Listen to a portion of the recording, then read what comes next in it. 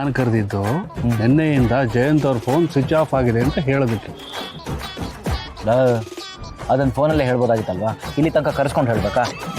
ನಿಮ್ಗೆ ಸಿಚುವೇಶನ್ ಅರ್ಥ ಆಗ್ತಿಲ್ವಲ್ಲ? ಏನು ಜಾನ್ವಿ ಬದುಕಿದ್ದಾಳೆ ಅಂತ ಜಯಂತಿಗೆ ನಾವು ಹೇಳಿದ ಮೇಲೂ ಅವರು ಬರಲಿಲ್ಲ ಅಂತಂದರೆ ಅವರು ಬೇರೆ ಏನೋ ಸಮಸ್ಯೆಯಲ್ಲಿ ಸಿಕ್ಕಾಕೊಂಡಿದ್ದಾರೆ ಅಂತ ನನಗೆ ಅನಿಸ್ತಾ ಇದೆ.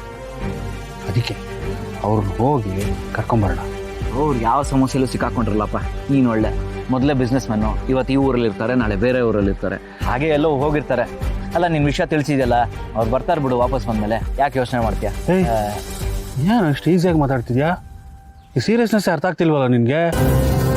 ಲವ್, ನೀನೇ ನೋಡಿದ್ಯಲ್ವಾ, ಜಾನ್ವಿನ ಜಯಂತ್ ಅವರು ಒಂದು ಕ್ಷಣನೂ ಬಿಟ್ಟಿರ್ತಿರ್ಲಿಲ್ಲ. ಮನೆಗೆ ಬಂದರೆ ಹಿಂದಿನ ದಿನ ಓಡಾಡ್ಕೊಂಡಿರೋರು, ಅವಳು ಬರ್ತಿದ್ದಂಗೆ ಕರ್ಕೊಂಡು ಹೋಗ್ತೀನಿ ಅಂತ ಬಂದ್ಬಿಡೋರು. ಅಂಥದ್ರಲ್ಲಿ ಅವಳು ಬದುಕಿದ್ದಾಳೆ ಅಂತ ಹೇಳಿದ ಮೇಲೂ ಫೋನ್ನ ಸ್ವಿಚ್ ಆಫ್ ಮಾಡ್ಕೊಂಡಿದ್ದಾರೆ ಅಂತಂದರೆ ಏನರ್ಥ?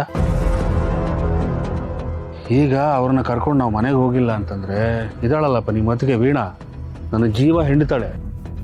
ಈಗ ನಾನು ಜಯಂತಿನ ಕರ್ಕೊಂಡು ಹೋಗಿಲ್ಲ ಅಂತಂದರೆ ನೀವು ಏನೂ ಮಾಡಲ್ಲ, ಬರೀ ಅಪ್ಪ ಅಮ್ಮನ ಗೋಳೆ ಕೊಳಕ್ಕೆ ಇರೋದು ಅಂತ ಬಾಯಿ ಬಂದಂಗೆ ಬೈತಾಳೆ ಕಣ. ಅದಕ್ಕೆ ಬಾರ ಅವು ಕರ್ಕೊಂಬರೋಣ. ಇಲ್ಲ ಬ್ರೋ, ನಾನು ಅಲ್ಲಿಗೆಲ್ಲ ಬರಲ್ಲ. ಚೆನ್ನಾಗಿದೆ ಕಣ ನೀನು. ಬಾವ ಎದುರುಗಡೆ ಸಿಕ್ಕಿದ್ರೆ ಬಾವ ಬಾವ ಬಾವ ಅಂತ ಅವ್ರ ಹಿಂದೆನೇ ಹಲ್ಗಿಂಚ್ಕೊಂಡು ಓಡಾಡ್ತಿರ್ತೀಯ, ಈಗ ಬರಲ್ಲ ಅಂತ್ಯಾ? ನಡ, ಇದೆಲ್ಲ ನಿನ್ನ ತಂಗಿ ಜಾನು ಜೀವನ ಸರಿ ಹೋಗ್ಬೇಕು ಅಂತ ಮಾಡ್ತಿರೋದು ಕಣ.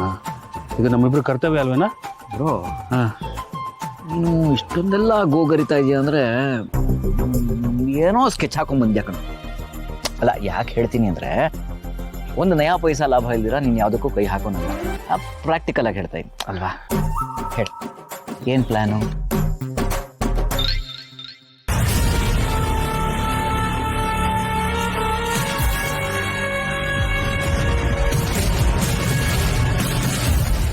ಏನಾ ಕೇಳೋದಕ್ಕೆ ಉತ್ತರನೇ ಇಲ್ಲ? ಓಹೋ, ಹಾಂ, ಬರೋದ್ರಲ್ಲಿ ಅರ್ಧ ಶೇರ್ ಕೊಡಬೇಕಾಗತ್ತೆ ಅಂತಾನೆ. ನಿಜವಾಗ್ಲೂ ಆ ರೀತಿ ಏನೂ ಇಲ್ಲ ಕಣ. ಹಾಂ, ಬೇಕಾದ್ರೆ ಯಾವ ದೇವ್ರ ಮೇಲೆ ಬೇಕಾದ್ರೂ ಆಣೆ ಮಾಡ್ತೀನಪ್ಪ. ನಿನ್ನ ಮಾತು ನಂಬೋದಾ? ನಿನ್ನ ಆಣೆಗೂ ನನ್ನ ಆಣೆಗೂ ನಂಬೋದಪ್ಪ. ರಾತ್ರಿ ತಿಂದಾಕ್ಸ್ತೀನಿ ನೋಡ. ಹಾಂ, ನಿನಗೋಸ್ಕರ ಅಲ್ಲದೆ ಇದ್ರು ಜಾನ್ಗೋಸ್ಕರ ಬರ್ತೀನಿ. ಆಯಿತು ಕಣ, ಜಾಣ ನೀನು. ಹೇ, ವಿಷಯ ಗೊತ್ತಾಯ್ತನ? ಏನು? ಅಜ್ಜಿ ಮೊದಲಿನ ಥರ ಆಗಿದಾರಂತಪ್ಪ. ಹೌದಾ? ಹಾಂ, ದೇವ್ರ ದಯೆ. ಅಪ್ಪ ಅಮ್ಮನ ಟೈಮ್ ಎಷ್ಟು ಚೆನ್ನಾಗಿದೆ, ಎಲ್ಲ ಒಂದೊಂದಾಗಿ ಸಾಲ್ವ್ ಆಗ್ತಾ ಇದೆ.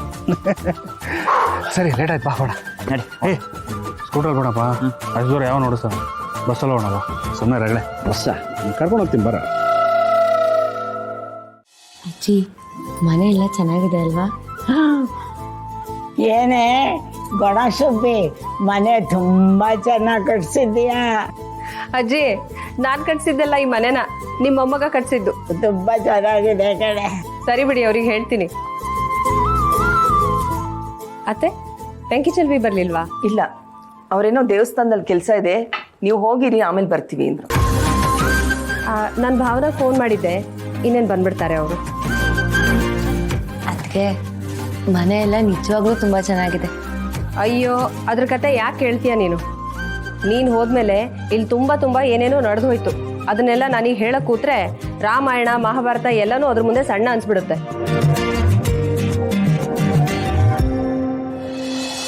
ಬಂದ್ಯಾ? ಬನ್ನಿ.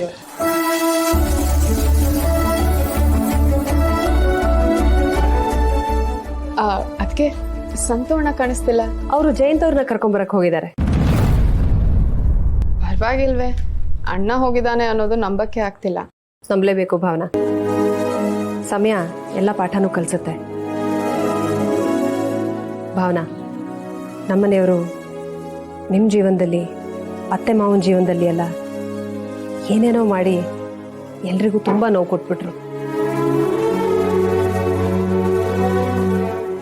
ಅದಕ್ಕೆ ಅವ್ರ ಪರವಾಗಿ ನಾನು ನಿಮ್ಮೆಲ್ಲರಲ್ಲೂ ಕ್ಷಮೆ ಕೇಳ್ತಿದ್ದೀನಿ.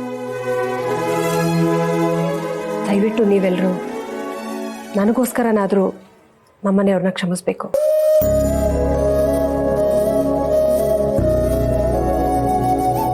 ವೀಣಾ, ಎಂಥ ಮಾತು ಮಾಡ್ತೀಯಾ ನೋಡು. ಮಕ್ಕಳಂದಿದ್ನೆಲ್ಲ ತಂದೆ ತಾಯಿ ಆದವರು ಮನಸ್ಸು ಹಚ್ಕೋಬಾರ್ದು. ಏನೋ ವಿಷಯಗಳಿಗೆ ಆಗೋಯ್ತು ಅಂದ, ಈಗ ಸರಿಯಾದ್ನಲ್ಲ, ಅಷ್ಟು ಸಾಕು.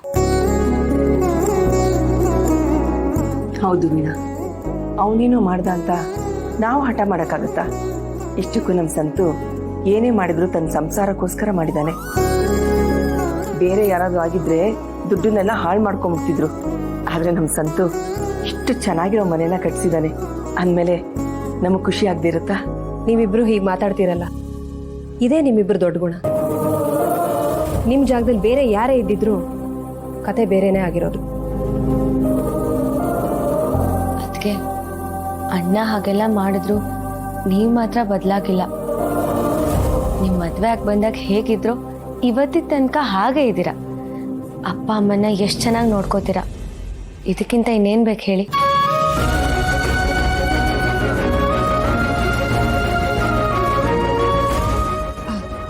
ಭಾವನಾ ಗೌಡ್ರೆ, ನೀವು ಕೂತಿರಿ, ನಾನು ಕಾಫಿ ತಗೊಂಡ್ಬರ್ತೀನಿ.